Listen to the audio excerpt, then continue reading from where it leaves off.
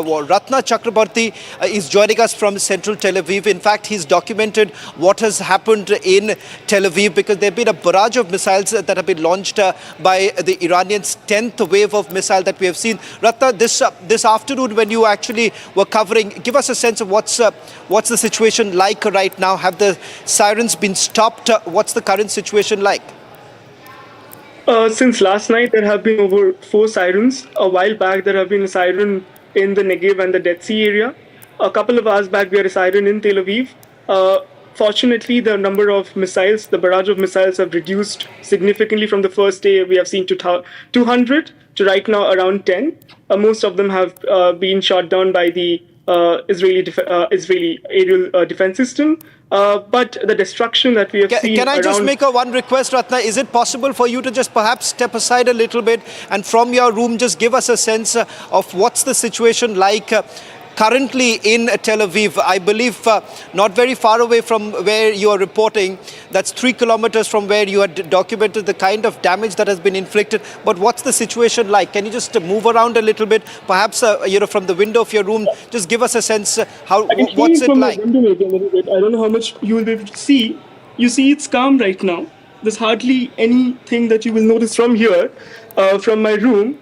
At the moment, I don't know if you'll have to just flip the camera. You'll have to just flip the camera a little bit and perhaps, just focus the frame. Yeah, we'll try and fix that. Because it's just important right now to get us a sense while the situation has been controlled, because that's what the Israeli Defense Forces are also claiming right now, that they have been able to intercept all the missiles that have been launched. But having said that, if at all, there is a retaliation coming in from the Israelis at this point in time, there's something that we'll be keeping a close watch. That's the latest visual. Can we just perhaps go full frame right now with the visuals coming in? These are live visuals from central Tel Aviv also. Ratna, as of now, there are multiple claims that have been made by the Iranians. The Mossad headquarters being targeted, airfields that have been targeted. Is there any official word really coming in from the Israelis? Not really. We don't have much coming up from the Israelis. Most of the access to the roads are again closed because of the falling debris. I was in a neighborhood which was heavily destroyed. I can tell you that the Iranians have bombed most of the civilian areas here. It's not the military structure which has been hit. I have friends whose houses have been destroyed, and especially areas which have received direct hits. I have seen myself. Most of the buildings around the vicinity, around 500-meter radius, have also been hit. I was in Bat Yam yesterday, which also had one of the tall-story building been taken out. And in the vicinity, around 75 houses have also been destroyed in this neighborhood. So the damage and the scale of the damage has been massive. But the defense forces, the Israeli defense forces, have been trying their best to take down as many missiles that have been coming in. Well, Ratna, I'll just request you to stay on with us, because these images that are coming in clearly goes on to indicate 2 things. One, the fact that Israel is essentially preparing for a retaliation. In fact, Israeli defense minister made a point. I'm told that, Ratna, just be with us. Former IDF officer Major Dan is also joining us on this broadcast. Major Dan, thank you very much for joining us on Republic TV. First, I want a quick sense of what's really happening on the ground. Multiple claims made by the Iranians, but what's the truth? Right now, what's on the ground in Israel is that, we didn't expect this to be easy. We knew the Iranians would retaliate. What we're seeing over the course of the last few days is their capabilities to strike at us are becoming increasingly diminished. Their stock of missiles and launchers is becoming increasingly diminished as Israeli airstrikes are taking them out. But we expected them to use their vast ballistic missile arsenal that they've been developing over the last 20 plus years. We knew they were going to use it. This was a calculated risk.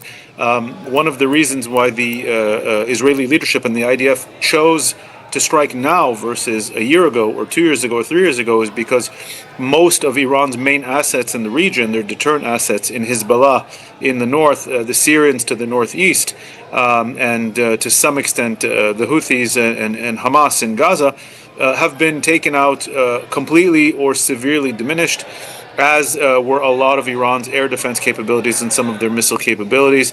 That, combined with the fact that intelligence showed that they were really on the verge of a breakthrough in their nuclear program, this was a very calculated risk that if Israel does not act now, it may be too late.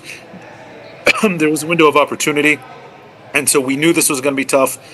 We knew there were going to be direct hits. There have been many direct hits throughout Israel. But this is a price that the Israeli leadership and the Israeli people are willing to pay, because we realize the risk of a nuclear-armed Iran is unbearable to Israel's existence in the region. Dan, but it seems there is all indication that the Americans are really getting ready to join the war on the side of Israel. You think there is a limited objective of taking down the Fordo facility because the Israelis cannot? I think America, first of all, has the capabilities, the bunker buster capabilities, the JDAM capabilities that Israel is much more limited in. It has the heavy bomber capabilities that Israel does not have, and this is widely known information. The United States has opted so far to give Israel diplomatic backing, but to stay out of the war. I think from the very beginning, the U.S. strategy was to employ Israel as sort of its mad dog, its attack dog in the region, something that Israel has never asked the U.S. to fight its fights, has never asked anyone to fight its fights for it, but it does need, of course, the political backing and the armaments and the defense backing to conduct these kind of strikes. From everyone's perspective, an Iranian admission of defeat and an agreement to completely dismantle their nuclear program, I think will avert this. I think Israel has no pretensions to know how to do or to want to do a regime change in Iran, as much as this is the one of the most vile and despicable regimes on the face of this earth that oppresses its own people and millions of people around the region. But Israel is not in a capacity to do a regime change. I think the United States learned the very hard way in Afghanistan and Iraq that it's also not very good at doing regime changes. The best I think we can hope for is to weaken this regime, is to get it to agree to dismantle, completely dismantle, and give up on its nuclear ambitions, to give up on its proxy militaries that destabilize the region and have been destabilizing the region since the 1980s, and to agree to at least pretend to be a member in good standing of the regional and international community. There's a new Middle East that's taking shape. It's one of peace, it's one of cooperation, it's one of integration. Iran maybe has a last chance to join this and to recognize the reality. It is now severely weakened. Any more pressure from Israel, and certainly if the United States joins in, could very well see the downfall of this regime, with so many top IRGC and military leaders have already been killed. And you could see further escalation if the U.S. joins, going after the supreme leader and a lot of the regime officials. You could see people taking to the streets, dissident groups and others taking advantage of the opportunity. This is not a good place for the regime right now. I don't know whether the Americans, Donald Trump having campaigned hard for pulling back America from rest of the world, is going to be getting into regime change. His words seem to be suggesting that. For now, these are live pictures coming in from Israel. And this is the frame of Tel Aviv. If I am right, yes, this is Tel Aviv. And we are getting these pictures, calm skies and not many sirens blowing. Dan is live with us from Tel Aviv.